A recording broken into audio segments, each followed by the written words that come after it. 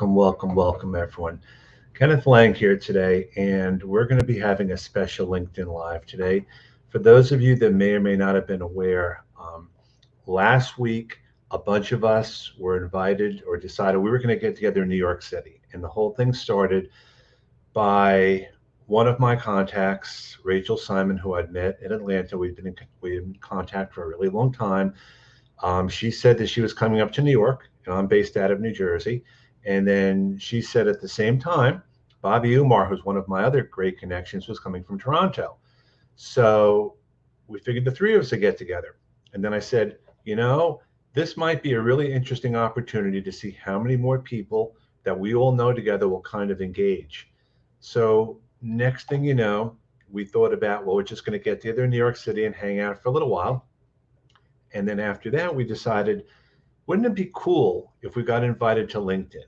Now, most of us know all about LinkedIn and how difficult it is to get there. And some of us have actually had the opportunity to be there a couple of times.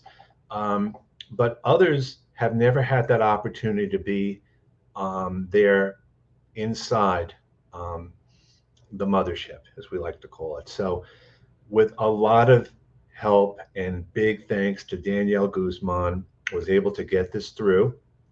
We not only met in the city, we actually went through LinkedIn itself. And in the next few minutes or hour or so, I'm going to have different people who were in different places when we got together last week to talk about their experiences, because it wasn't about going to LinkedIn. I mean, that was icing on the cake. It was about, for the first time in a really, really, really long time, that a bunch of us, and just to let you guys know, Brenda's going to be coming and she's going to be finishing lunch. Rachel Simon too. I think one of the things I really wanted to get across today to the people there is that you can make anything happen by getting in-person networking, and it doesn't have to be something as ornate as what we did. There's nothing that beats not only connecting in person, but listening to people and challenging each other and having fun. So as we go through the next hour or so, and I see Bryn Tillman, my first surprise guest. Hello, Bryn Tillman. How are you? Hello, Kenneth Lang. How are you? All right, Bryn Tillman, talking. I just started to give a little bit of an introduction to how we all kind of got together and this kind of thing took off. We decided to Yeah. create a group chat and all that. So I would love to get some of your first thoughts, because I know for me, I was like, I've met a few of you, but it was like, oh my God, we're like, Oh, it was crazy awesome. Um, yeah, now I know you really, really well. I know Paula, and we've had sure, like, social interactions outside of LinkedIn. right. But there were people, Brenda Meller, for example, or Rachel Simon, Bobby Umar. These are people that I've been following and I felt connected to. That was so much fun to like. I kept like tapping Rachel. I'm like, you're real. You're like real person, right? So yeah, it was fun. And I don't know if you know who Brian Fanzo is, but he has a line. Hmm. For 10 years I've been quoting this, and it's amazing. He would say, social media does not take the place of a handshake, but it turns a handshake into a hug. That's great. And I love that, right? Like, I mean, we were hugging. Oh, we There, totally were. it was amazing. It was wonderful. And you feel so connected. And it's just incredible how well I knew everyone. And it was the first time we were hugging. And there were people there that told me actually that didn't even think they belonged there, which kind of, I mean, even before this, like, Christine Dykman was like, I don't know if I should come along. I don't know if I should be there. I'm like, and it's the imposter syndrome. It's like, maybe it's the way we're perceived online. But I was like, this is just people chatting with people. Well, it's interesting because I felt, first of all, I felt like everyone there belonged there. Number one. Hmm. Number two, um, the idea of I mean, I don't think I've ever felt more belonged. Really? Yeah, like it's my people. It's like um, there is definitely a community feeling. Like I mean, I have lots of examples in my life. Right. I'll tell you just a couple things. When we were in Paris, we were on a little boat in the Seine. My daughter was wearing her high school sweatshirt, and someone across the boat came over. She's like, Wissa Hicken in Ambler, PA? She's like, yeah. She goes, I went there. She lives in Paris now. Really? Right? So there's this connection. I mean, if you're out in a crowd and I'm Jewish and I meet someone Jewish, immediately there's this connection. Right.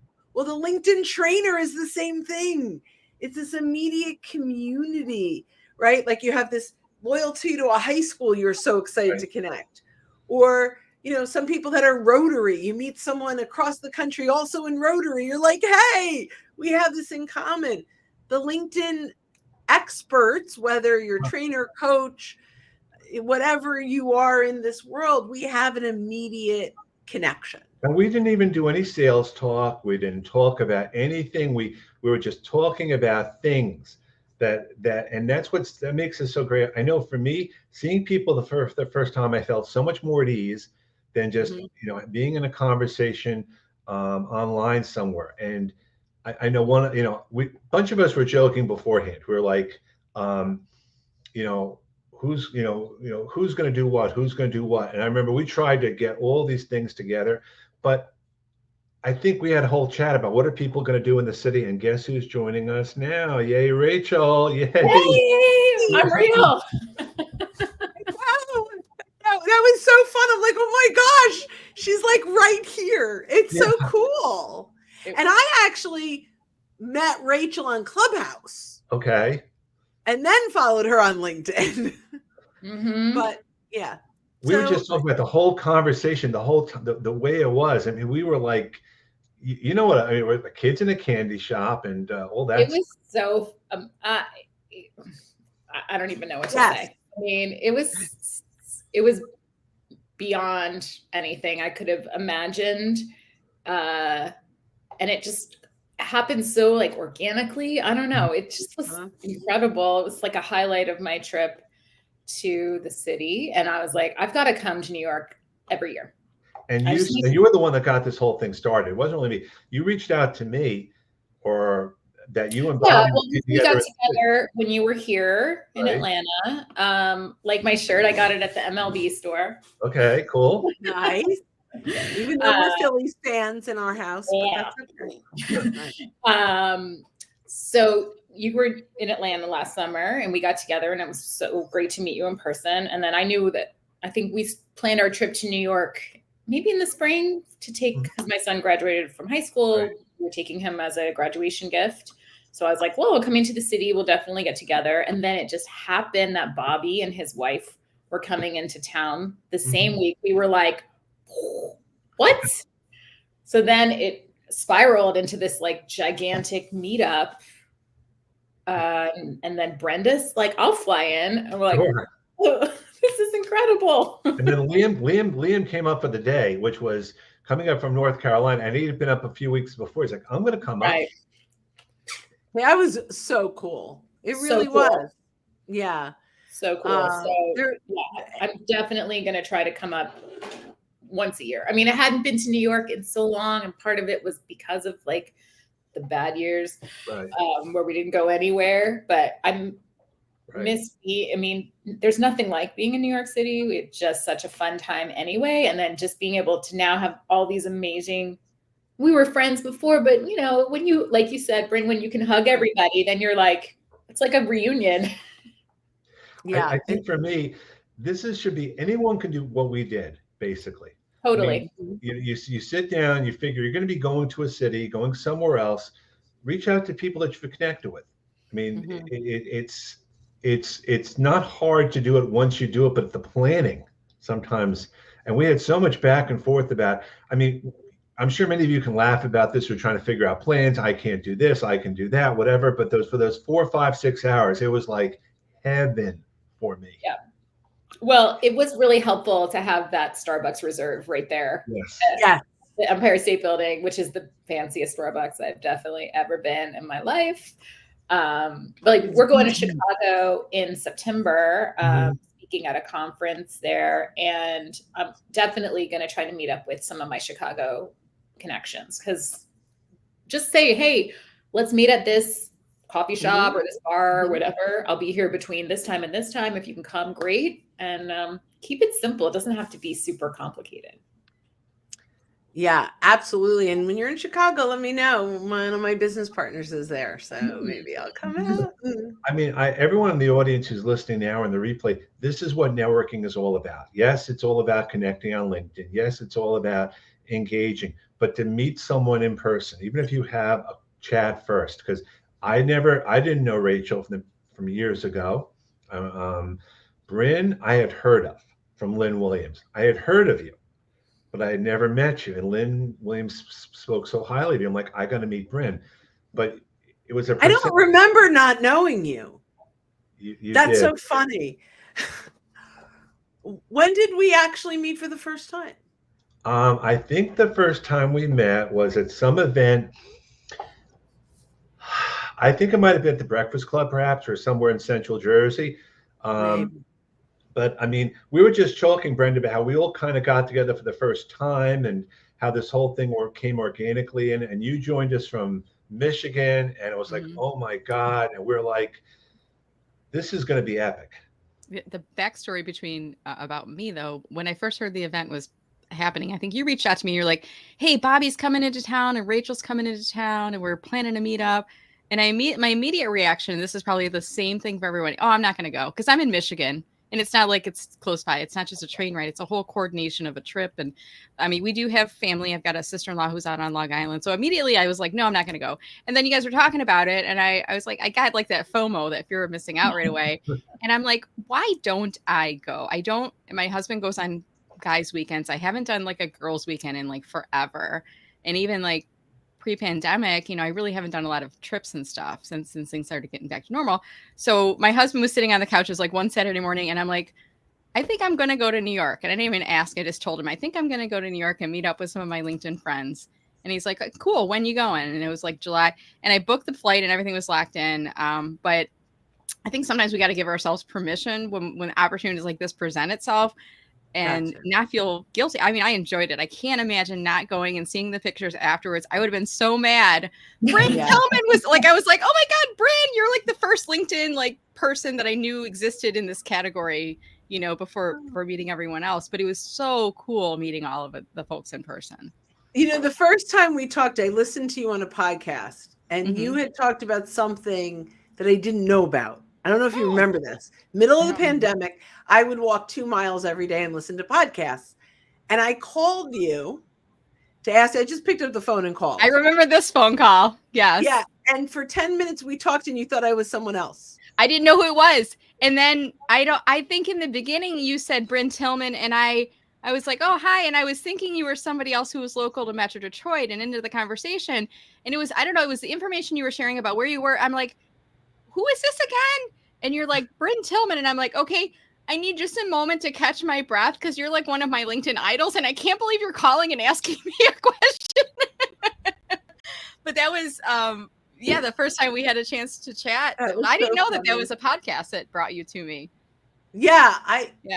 It might have been Donald Kelly. I can't remember, but you were on a podcast and you talked about, it might have been people that were getting ousted from the platform and you had some, I don't remember what it was, but you had a brilliant moment and I'm like, how do you do that?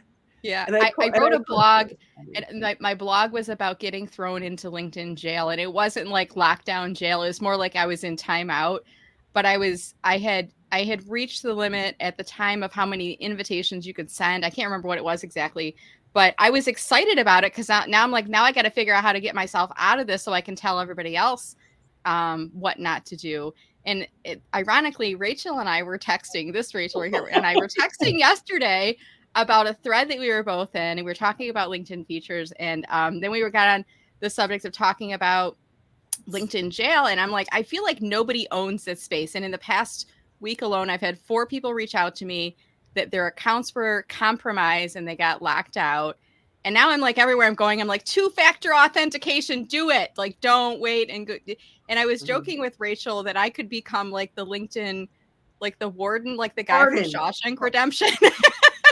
Well, you Not- know, She's not going to be a corrupt warden, though. But No. not a corrupt warden, not like that warden, but it's no, not you're the pardoner. a pardon. Well, I don't give people Right. approvals to get out. I just try to Right. troubleshoot what got you in and understanding the rules so you don't ever get anywhere close to the jail entrance. She's it's trying not to a fun put place to be. people on this. She wants to put people on the straight and narrow. Right. It's going to be so that they don't do it again. So turn on that 2-factor. Don't use automation tools. Right. And be a good person on the platform. The warden, the good warden. I don't know if we have an example of. I don't think we got a good word for it, but I was like, it reminds me of the Shawshank Redemption, the jail, the prison. Yeah. Like, how I do you love that stay movie. out? I love Yeah. that movie. I love that movie.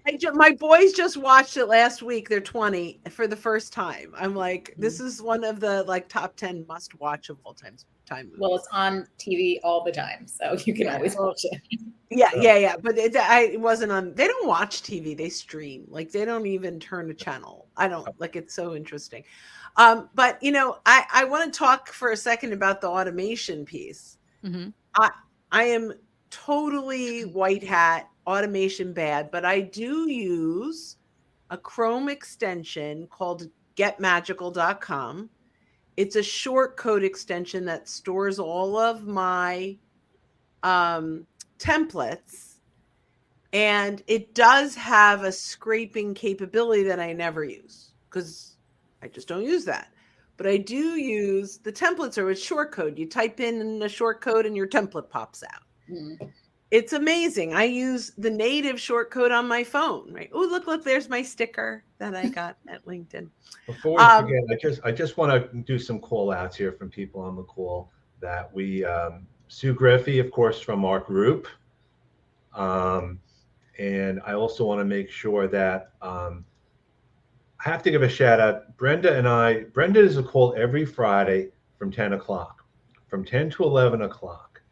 And we knew we weren't going to be there this time for the VIP Job Seeker Club. And so we started the call off from LinkedIn in the city. And then we actually did it from there. And a big shout out to everyone else who was on the call and who attended. I know Brenda, I tell the story all the time, and it's true. You were, I always wanted to get to know you over time. And I think the best way I figured I could get to know you is through engagement and kind of getting together. And the same with you, Rachel and Bryn. We may not have known each other per se, but we knew each other through our content. And I think that really was so important because we all come from slightly different places, but we all work together. And did you come up with collaboration, Brenda, or is that just a different word? Or can't hear You're you. muted. Yeah, can't hear you. Sorry, I had to pour my beverage and I didn't want the effervescence to be going in the microphone. I'm like, what are they talking about? They're talking over me. Oh, they can't hear me. Co-opetition is the word. I first heard about it from Terry Bean, who will tell you he first heard about it in a book, and I'll let him give credit to the original author. I don't need to tell you all this. I could just be like, yeah, I created the word co-opetition, but I'm not like that. I'm not going to take credit if it wasn't my thing. But I've always been one to, I guess for me, when my business really started to take off was when I started to surround myself with awesome people who were also LinkedIn trainers and coaches and who shared an abundance mentality, who believed in the power of aligning ourselves with others, lifting each other up, supporting each other.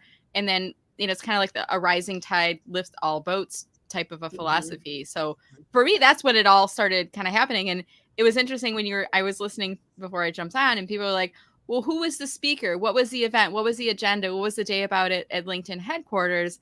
And I was like, the beauty of it, it was just touring and it was photos and the people that were there, none of us. And it's like, how often are you in a room where you're not the only LinkedIn trainer and coach? So you're not promoting your bit because all of us do the same thing. Right. If anything, I mean, there was conversations. I remember when we were at the Starbucks Reserve, there was conversations at the table. Somebody said, hey, what's everybody using for their accounting software? And we were talking about QuickBooks and other solutions. And then we were talking about, I don't know if it was insurance or license. We were talking about other things that are just like business owners. You remember that, Bryn? I mean, yeah. And then we also talked about you writing your Rockstar book. Oh, yeah. Oh, yes. So that was, for me, Yeah, we did. We talked about that downstairs in the Starbucks. I'm trying to remember like when that came up. So I had an idea based on the Rockstar that I created a Meller Marketing LinkedIn Rockstars list years ago, and I ran it for probably 3 years. It was weekly for a while, which was insane now that I think about it. And then I went to a monthly, and I had split it into different lists. And it started to get so big that I had to start peeling people off, and some people got a little disgruntled, and I got some really negative feedback about that. And other people kind of wanted to be off the list because they didn't want to be tagged all the time. And I'm like, this isn't fun anymore. So I just stopped it. But it did really bring a lot of us together in a community. And I had thought about at some point creating a book, and Bryn had a brilliant idea, which was inviting everybody who was on the LinkedIn Rockstar list to contribute a chapter to the book. They picked the topic, and then we published it out, so I think there's that, and there's some other ideas that were floating around, making this an annual event and bringing us all together. I love just like the brainstorming part of it, bringing us all together for that.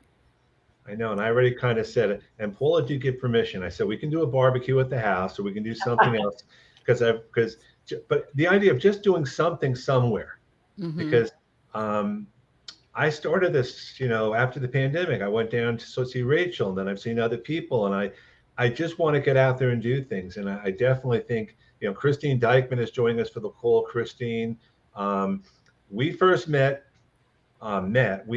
Christine was responding to a post, and I replied back, and we just started having a conversation that way. I didn't know Christine. We just stayed in touch, and that's how this all works. It is. Oh my God. I mean, we're smiling like crazy still, even though, yeah, we're just, it's Disney World. It's our Disney World. Yeah. It was just so cool to meet everybody. My favorite part was just like seeing how tall everyone was. Well, I knew you were very tall, Kenneth, because we already had met and you had warned me about that. But like Danielle Guzman's like shorter than me, and I'm not tall. Yeah, I'm like, you're so tiny. And Bobby Umar is about as tall as me, and I was like, "This is." You got about a half an inch to an inch on him. Yeah, you're taller than him. I tried to get a back-to-back photo of you guys, and we never did, because it was like trying to get people for photo. It was like you would try to get a photo with people, and then you'd be like, "Oh my God, Bryn Tillman's here! Oh my God, Rachel Simon!" And it was like, just being reunited. And some of these people, we not even reunited. It was the first time meeting each other in person. So it was like when you thought about getting a photo with somebody, you had to get it right then and there, because then someone else was going to be arriving, or we were on the tour and we had to move to the next room. So it was those short moments, right? And just so you guys know, we took a tour, but we weren't like getting information about stuff in the future. That wasn't really the thing we were thinking about. We just got a chance to actually, Bryn and I, we had been there a few times before, and Bryn, I think we first I'll still never forget the group's launch. That whole conversation. Oh, that might have been where we met for the first time. I think we met at the group's launch when I met you and Beth and Judy there. Yes. That wonderful day that they did nothing with. Absolutely. Yeah. Let's hope they take some of our ideas from the collaborative articles. I would have you guys been using it? I have my social selling voice badge. Bryn, based on your conversation, remember how you were showing me on your phone how you put like the bookmark? Like I did that exact, because my biggest issue is I have access to them, but like how do you find it to start? And I, like you had a brilliant tip. So now I have a bookmark on my phone, and I click on it, and I'm contributing to articles about consulting. I picked a category that I didn't see a lot of competition from people like me. Because if I go into social media, how hard is it going to be to get a top voice? I'm like, I'll go into consulting because there's not a lot of marketing. That's great. That's so smart. Right? I don't know. Yeah, that's how my son's friend got into Penn State, because it was like very, very competitive. So she applied for a very obscure major that no one applies for, and she got in. There you go. Then changed her major. Oh, that's funny. Sneaky. Very sneaky. It was smart. It was brilliant.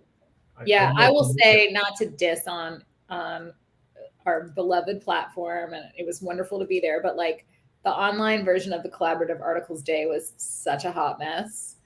And look, we've all planned online events, and they don't always go right, and that's fine. But I was really disappointed to like not get any message from the people that planned it, just like apologizing for how bumpy it was. it was like nothing. I didn't even get a follow-up email or anything about it. It was So like I'll we tell didn't. you what's interesting, and I agree, they should have done that. They had a third party. They paid a third party to manage, including photographs and video. They had a third party that messed up that bad. Well, it was bad. It was just Zoom. My goodness, how bad it was! Crazy. It was Teams, However, I think, yeah. But like, oh, it was Teams. Oh, of course. Yeah. I'm like, but I mean, it wasn't. Yeah. And I'm so sorry, didn't go as we planned. Like, here's the slide deck. I couldn't see the slides the entire time, so I was just like hearing them talk without seeing what they were referring to. So it was just kind of a bummer on the user experience. When we went to LinkedIn, we were walked through by, I think, a couple of marketing people, sales people, and a lot of the people that were there, LinkedIn, they were not in the office. A lot of the people there. First of all, it's a Friday on top of that, but a lot of people never came back to the office. So, we kind of, there's things I think we all would love to ask, but I think we also know there's a certain level of there's things you just can't ask. You don't talk about Fight Club, Kenneth, right? Yeah. Exactly. First rule, don't talk about it. It's true. No, Bobby tried to subtly. Bobby was cracking. What was he? Stories. I mean, we did meet two people in one of the rooms that were brand new. And I don't know if you remember I could say two kids. They were younger than my children. It's so strange, right? And it was really interesting. They were brought in, and it was fun talking with them. And they were brand new, so no expectation. But one of them was brought in around operations for mobile, and didn't know a lot of the things like the scan code or the QR code or some other. And I think it's so interesting. And this is no diss. He's very smart. He's fabulous. All those things. I mean, I really enjoyed talking. It's a LinkedIn fail, not a person fail. They do not know their features and the value of their features. They are so siloed. There are things. So fortunately, they added this back, but I was on the phone with a product person at Sales Navigator, and they had taken away the first degree search on accounts in Sales Navigator. It was available in the free, but they took it out of Sales Navigator. And I'm like, do you know that this is one of the most incredible tools to be able to search companies where you have a connection? Like, well, that's really for job search. I'm like, no, that's for anyone. Anyone. And they added it back, and now it says new. You know what's funny, Bryn, is I always tell people, and I love LinkedIn as a platform. And I always feel like when we talk about LinkedIn, let's be aware that they could be listening in, and I don't want to get like a black mark against my name and my account or anything. I love the platform, and I love supporting the platform, and I love educating people on the platform. But I feel like the fact that where there are, I'm not going to say gaps, like opportunities that LinkedIn isn't taking full advantage of, that has created a business model for all of us. And alternatively, the way I say things is I have a job because LinkedIn is confusing. Like people ask questions all the time. This is a dumb question, and I'll say, you know what? I have a job because LinkedIn is confusing. My job is to help. And I say, help you get a bigger slice of the LinkedIn pie. And we all say different variations of that, like helping you figure out LinkedIn, helping you to use it more effectively. But all of us have created businesses because of this huge opportunity to help people to use the platform. And the irony, and we were talking about lunch, like, lunch was paid for, it wasn't paid. There was no registers or anything there, but I was joking with someone and I said, but we've paid for our lunch. I looked back and I did a history. I looked it over to see how much I've paid LinkedIn through the years, not only through my membership, Premium and Sales Navigator, but in how many clients I have advised to upgrade to those memberships and how many clients I've advised to pay for marketing solutions, and they've spent tens and thousands and hundreds of thousands of. So I felt like I paid for my lunch. Agreed. I always like to use Kevin Turner as the example of because he's so good at sharing all the updates, and I think he posted today, we're up to like 108. Like no normal person can keep up with that. Like how is any normal user supposed to keep up with that? Well, So I'm part of an A/B test. I don't know if any of you guys are, but I got a notification from LinkedIn today that through AI or whatever they're doing, they're suggesting a change to my headline and suggesting a change to my about section. So I actually didn't change the headline, but I started. They took my profile and they made a suggestion to what they thought my about section should be. They cut it down a lot. I had saved what I had as a backup, and I'm starting to play around with it a little bit because it was interesting because again, I'm doing this because we all love to test this. We all like to test different things. I don't know how they got me as an A/B tester. I put a couple of things back, but it was a very interesting thing. So if you guys ever get that, Was if you the advice good? the advice was We can already tell from your voice, Kenneth. the You don't advice even was need to no, say. it was collaborative advice. It was like they took my jobs and they kind of parsed out some of the information, which was fine, but it's just kind of like you can tell it's a chat GPT. So I just put putting some stuff back. But I wanted to do it because I wanted to kind of try it out. Yeah. This is I dangerous. saw that yesterday. Actually, I had it and then it went away. Like I had it at the top and then I don't see it now. But I don't think that feature is like for us. Well, I no, think that feature is for maybe like that they're giving Job us seekers. a test, but I mean, Yeah. just the idea. yeah. But I think that feature is for like the person who Job seeker. a job seeker or just like somebody who is like, I don't really know what to do here. So I'm going to let AI help me out. Like, I don't think that I would not recommend. No, but my gut feeling is because Really I'm a do job it. seeker, because I have a job seeker name, maybe they're Yeah. throwing this at me to test. Maybe. I don't know. I think it's dangerous. Absolutely. I think it's really, really dangerous.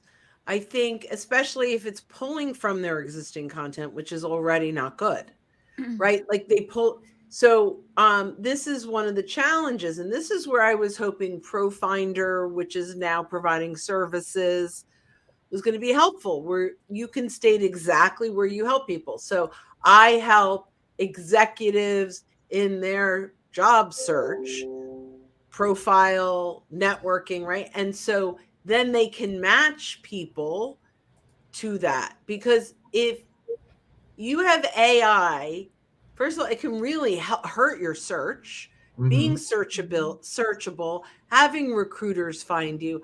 I think it's a very, very dangerous thing. I think we're just going to see a lot of generic profiles. Like they It might be will hurt their complete. job search. Yeah. I mean, they might be more complete than incomplete, but I think they're going to be generic. I mean, maybe there's a value in it for, and again, I haven't played with it, but I'm curious if like, maybe there's a value in it for the recent college grad who doesn't have a lot, you know, in their background. And so they need a little help getting a narrative together. But I think it's going to create a lot of very like formulaic and generic headlines and about. I'll tell you what I'm doing with ChatGPT is I have prompts. So you want to write a headline. The prompt is essentially write a headline, 220 characters or less with spaces. That includes, and then a fill in the blank, who you help, how you help them, right? And here's the structure. And then they fill in, and you can have 10 different headline prompts, but then at least they're adding their words to it. They're answering questions. They're filling in a blank. How is that like? What are the results like to you? Do you feel like the results are They're excellent? Yeah. Yeah. So that's why I started to talk about Magical earlier. That has short codes. You can actually add variables where it says paste a transcript or add a title name. So you can use short code along with ChatGPT to create all of these prompts for profile building based on your criteria. Based on your professional criteria, you create a prompt, they fill in the blank, they get a headline. So I believe there's a future for that. But this is the challenge in all of AI, is if ChatGPT is creating it, it's not personal. It's pulling out from we need to include our own words, if not exclusively use our own words. I mean, I in our collaborative closed group, they were asking some questions about things that they could do. I don't know if you, Bryn, or Brenda, or Rachel, and I made one suggestion right off the bat. Can you please alphabetize everything? Can you please put things, can you please put things in an order so I don't have to guess where things are? That would be nice. That's a good suggestion. So work around. Yeah. I showed Brenda one thing on the phone where you can, in Safari, if you have an iPhone, you just add it to your home screen.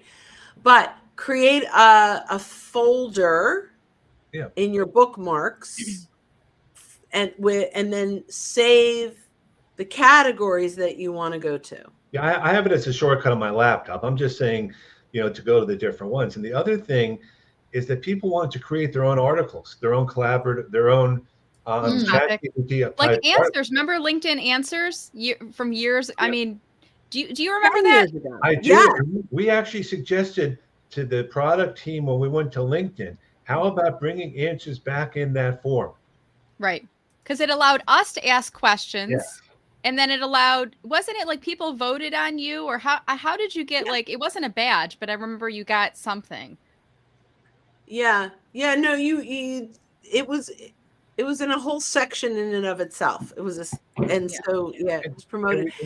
The interesting thing though is collaborative articles is on the LinkedIn Pulse, on the Pulse platform. Mm-hmm. This was the original blogging platform that I think they acquired. I think Pulse was a standalone that they acquired. So I don't know, the LinkedIn Answers was designed like Quora, right? Where ask, I don't know. In fact, there was a question where the experts there said, not sure if that's an option to be more like a Quora. But I think it's brilliant.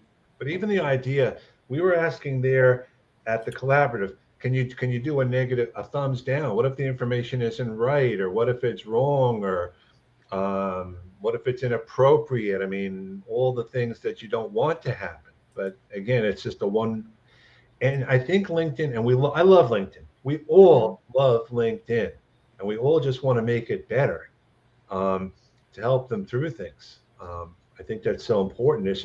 But there's a difference between constructive criticism / feedback and then bashing the platform, for sure. I mean, in a perfect world, like a dream scenario, they would lean on us as a great asset because we, like you said, Brenda, we send them a lot of business. I mean, we do. Yeah. I've also had many clients that have upgraded to different paid subscriptions, have become more active on the platform.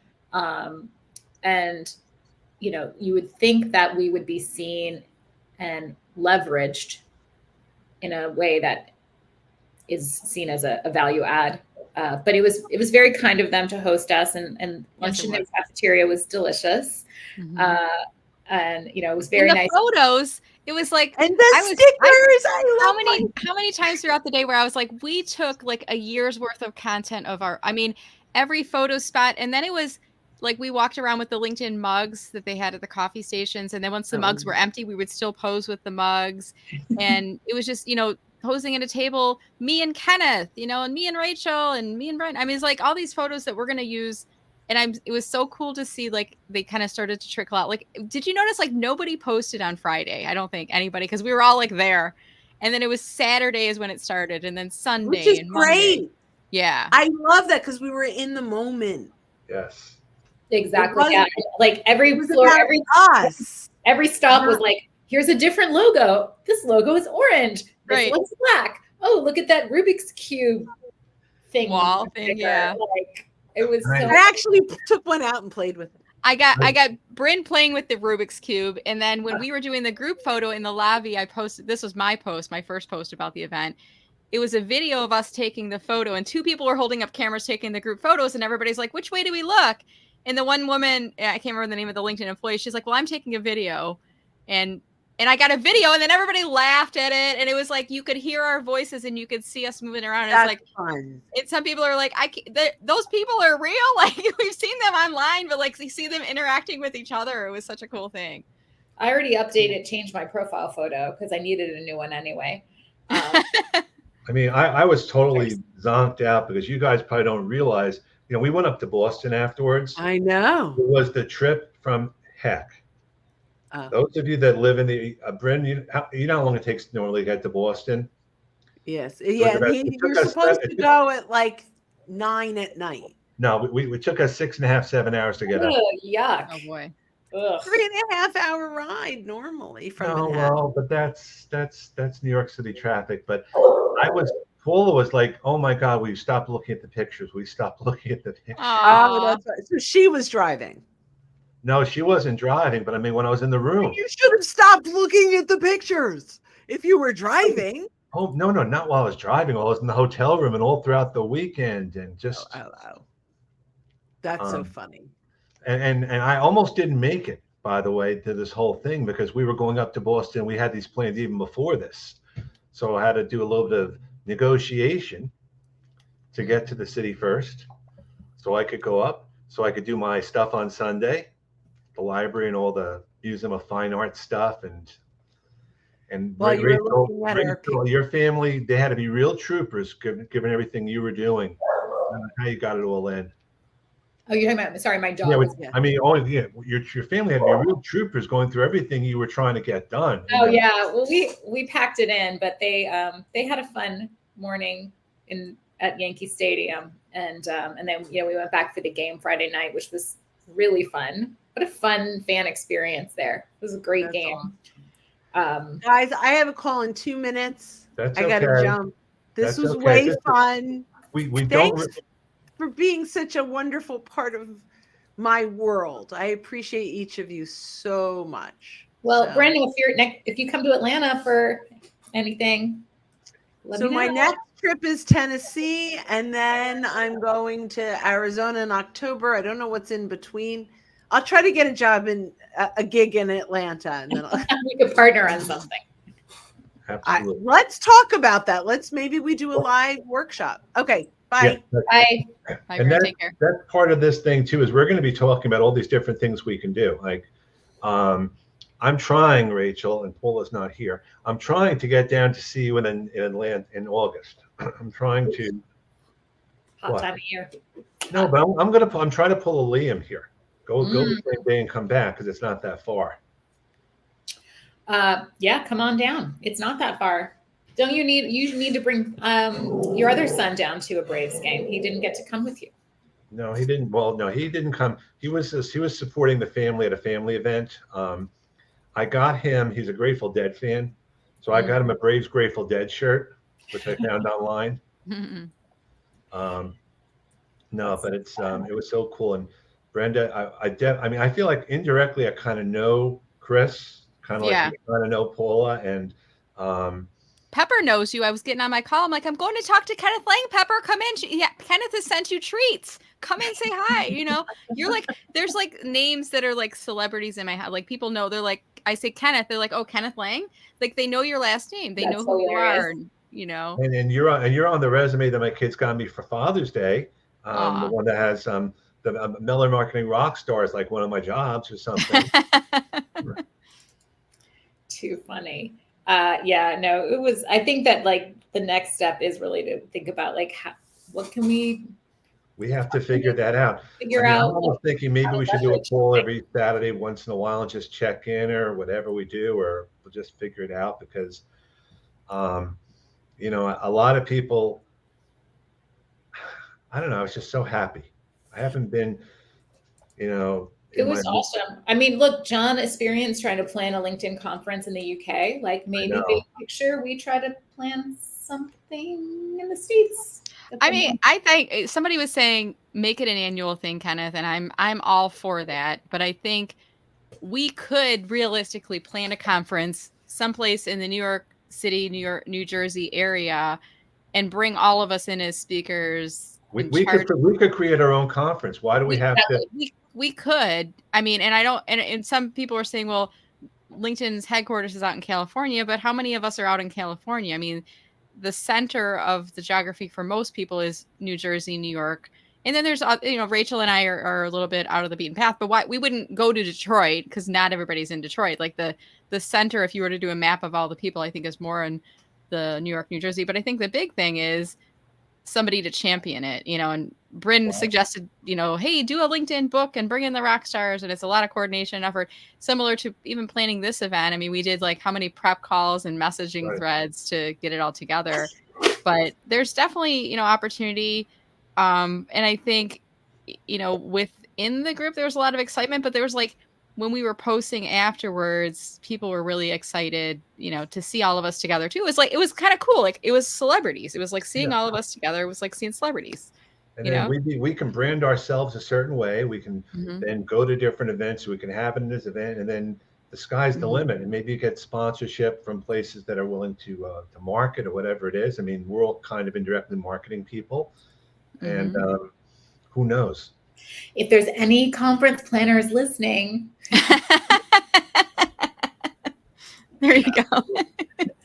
Just put it out there to the universe, because sometimes you might have somebody who's like, yeah, we want to put together a conference. And, I mean, the good thing is if you put together a conference of LinkedIn trainers and coaches and strategists and things like that, we're going to promote the heck out of it everywhere you go. That's the beauty of it, that people, I don't think they don't understand. We are all marketers. Yes. We have large networks.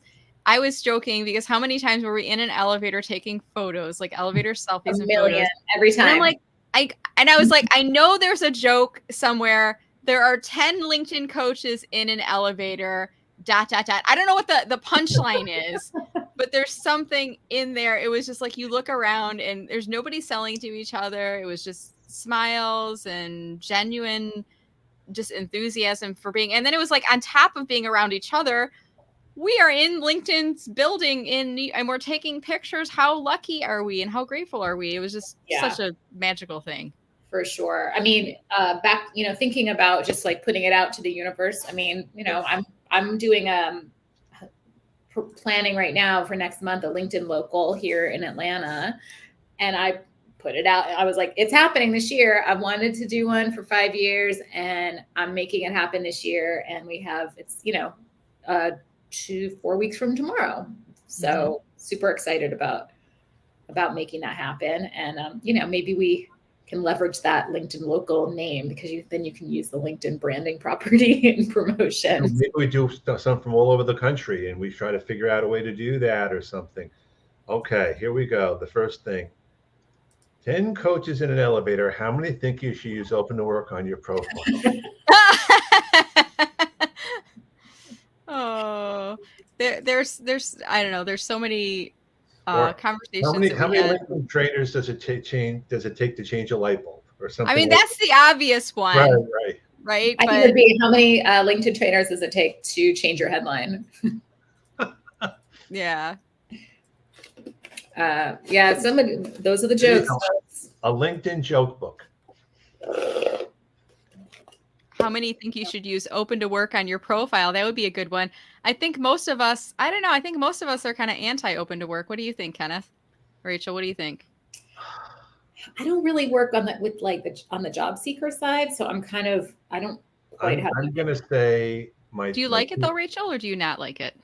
I mean, to me, so from my understanding, and you all can correct me, I believe that you do rank higher in search if you have it, I think what I've heard is maybe you know this, Kenneth, maybe you shouldn't even answer because you probably know more than I do on this. Well, if you have the recruiter seat that, you can search for people that have open to work. Mm-hmm. And I've seen, I was actually in Georgia when I was down last time. Someone actually has their recruiter seat and he showed me in real time, when someone starts open to work, they get notified in real time that someone has just had an open to work on their profile. I don't know. I mean, it doesn't hurt, but at the same time, so many recruiters don't have the recruiter seat, so it doesn't hurt. I go back and forth. I wish I had an answer. I mean, I don't like it when people use it. Like, I've seen consultants use it kind of Okay. trying to So show just- that they Yeah, are James looking Wolf for. James Wolf works from the Lee Hecht Harrison, actually, so that's good. 25% of the people I work with get value from it. The network's already being properly utilized. It's much more rewarding. Yeah, and I think because we talk about a lot of this stuff at Lee Hecht Harrison in a very general way, because one of the things that we find from job seeker perspective is a lot of people don't utilize LinkedIn or things like that. But from a business standpoint, we all are on the platform to do what we do best. And we each have a different voice. We each come from a different place, which is what makes it so great, for sure. I always say it's kind of like we are each looking through a kaleidoscope to LinkedIn, and we each see unique perspectives. And if we shift the kaleidoscope, it's kind of like a slightly different perspective. And we're looking at the same thing. It's just a different perspective. And I think it's influenced somewhat based on our background. So I'm coming from a corporate marketing background. I've used LinkedIn as a job seeker. I've used it as a hiring manager, and that influences the way I use this. I've also used LinkedIn for advertising through Marketing Solutions when I was in corporate. So I can see things through Marketing Solutions. I'll just say one example. I had someone call me the other day. It was a former client of a LinkedIn team training that I had done, and he is now in career transition. And he said, "Hey, I want to ask you a quick question." So I got on the phone, and he's like, "I've got 150 InMail credits available. So what?" And I've got the premium account. They're going to cancel it soon. So I want to use all these up. He's like, "I'm thinking I'm going to find 150 people who are my ideal target audience for hiring managers for my next company. And I'm going to send all of them a message and tell them what I'm looking for. And I'm going to send them my resume, and I'm going to ask for a phone call. What do you think?" And I was like, because I'm like, that's basically a cold email that you're sending, and looking out. So I think like we bring in our perspectives based on how we've used the platform. By the way, I told the guy, don't do that. I said, reach out to your network instead, post about your job search on LinkedIn, and don't just send your resume to people without getting permission first, because it's kind of like it's creating an awkward situation. But back to the open. Oh, go ahead. Don't you think, I know how I feel about InMails. I don't think people like them. No, InMails, you can turn them off. And this is one of the side conversations you and I were having. Every time I turn mine on, within a day or two, I turn it back off again, because the only messages I get in InMails are sales pitches. And they're usually automated, and they're usually trying to sell me on LinkedIn lead generation. Hello, I'm a LinkedIn coach. I don't need help with that. Or it's something so irrelevant. I'm like, you haven't even looked at my profile. So I for a while I was trying to sell back to them, and then I'm like, why? I'm not even giving them any oxygen at all. I'm just not making any effort at all. I just turn off InMails. InMails are basically cold emails through LinkedIn. You get credits from LinkedIn to send a cold email to someone who doesn't know you. Why would you do that? Why would you not try to get them to connect with you first, and then you get permission to message them? And built in with that permission is trust and the start of relationship building. And aren't you going to have an easier time than pitching people? I just don't see the value in InMails. I honestly, give me all the InMail credits you want. I'm never going to use them. I never use them. I don't really use them either, unless I very rarely, if I don't remember the last time I actually sent an email to someone. Because I block and report like crazy now. You know how I feel about the whole automation thing. It blows my mind that people do it if they're people. I'm so happy that they got rid of a bunch of my followers, which is the other thing. I'm not upset at all. Now I wish they might get rid of some other things of mine. I heard some big names though lost a ton of followers. I know.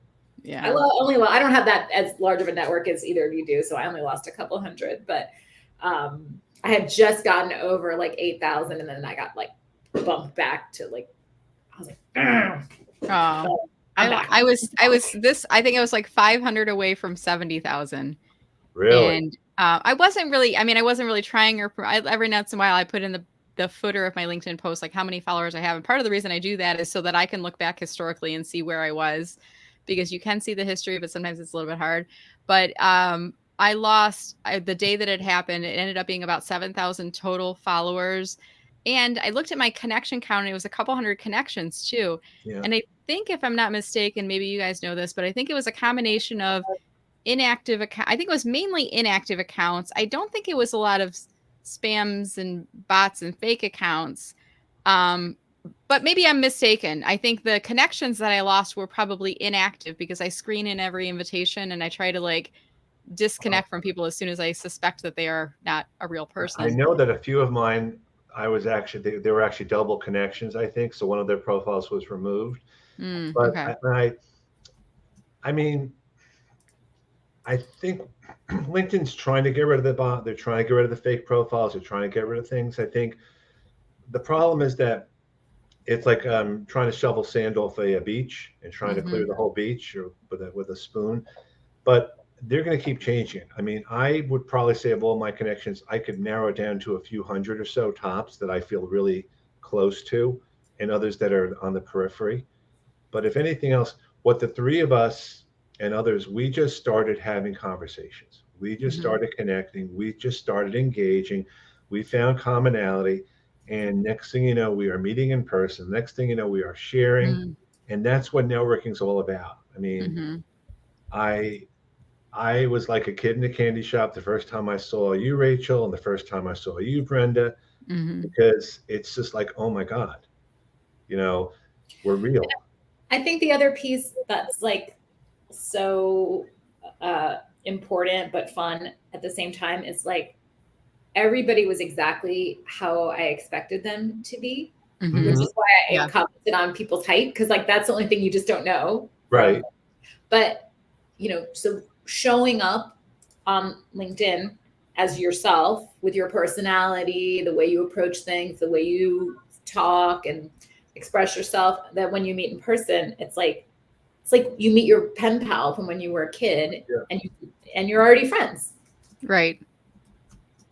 So yeah, Kenneth, you and I were probably the same way in that it was only like 1% awkward meeting you in person, and it was my own anxiety of like being out in public with people again. But immediately it's like we hugged and I'm like, oh my God, it's Kenneth. And then it was like we had met 10 times before. And I was even joking. I was walking around at the end of the day with Bobby and Ananda. We went to Central Park and my sister-in-law lives on Long Island. I'm from the Midwest, so we don't get out to the big city very often. My sister-in-law, even like when she goes to the city, she goes with groups of people and she's very nervous about the subways and the trains, like being by yourself. So she's like, don't go anywhere by yourself. And I told her, I said, well, Bobby and his wife are going to hang out and then I'm going to grab, she's like, don't go on the subway by yourself. I rode the subway with them out there. And on the way back, I'm like, I'll get a Lyft or an Uber. And she's like, well, make sure they walk you to your car. Like, I don't want somebody grabbing you. And she's very nervous. So I took a picture just before I got into the Lyft. And I was going to send it to her saying, I met this nice international couple today, Bobby and Ananda. And I had just met them the first time in person today. So that was true. And they offered to take me to the curb to get into the Lyft. I'm probably going to hang out with them again sometime because my sister-in-law would be freaking out. You just met these people for the first time today. But I said, you don't understand. Like I've known Bobby for probably 5 years now. Like I've known him online. I've been in Clubhouse rooms. We've done webinars. We've done events. We've done LinkedIn Lives. And she's like, well, what's to say they couldn't have grabbed you and put you into, I'm like, it's Bobby. Like he's not going to grab and put me in a car. It's somebody I know. And I feel like, you know, we're all like best friends that are spread out across the world. And as you get older, you don't have the kind of friends that we have, you know, like at this level, it's different. So it was so special to be like in the room with everyone. It really was. It was just, what a day. What a day. It was just the best thing ever. And, you know, I also got a little like side meet up with one of my best friends from high school in the afternoon too, who met me at the Starbucks for just a quick little coffee. And so it was like that. The whole day was just awesome. I mean, what a fun time. We did it. Yeah, we did it. We will do it again. But even so, I consider you and everyone else networking friends, because it's not just networking contacts. We're networking friends. We share so much and we have so much. I mean, again, I thank you, Rachel and Bobby, so much for just happened to be able to get to the city at the same time. And then Brenda, oh my goodness, I was I mean, like I said, I was a kid. Yeah. Yeah, stars aligned. It all worked out so beautifully, and you know, and I think it also was like realization that it's not that hard to jump on a plane. You can make it happen. No. You know, you have your sister-in-law who's nearby. Like I have friends in the city if my family doesn't come up with me. And I have my cousin in Atlanta, so that's the same thing. Yeah. You know, so it's like, how can you just make it easy? But I think, again, back to sort of the message at the beginning is, you know, can you, when you're traveling, whether it's for work or for vacation, just take an hour or two and try to meet people that you know wherever you are. You know, I've gone to Dallas a couple times for a conference, and I've had the opportunity to have lunch with Kevin Turner and his wife Dana, and that's been awesome. I met Ariel Lee when I was doing a college tour a couple like 2 springs ago, because we were driving through Greenville. It's like all you need to you just have to ask. You say, hey, I'm coming through town. Like, do you have time to meet up for coffee or lunch? We're trying to go to North Carolina in the fall. I know Lauren's down there. I know Virginia's down there, and I think Liam is down there. But it's just, these are going to be impromptu things, you know, for sure. And like, if you go to Asheville, maybe we can come up for the weekend. It's only a 4-hour drive from Atlanta. It's not that far. And I've actually never been, and I've lived here for like 25 years.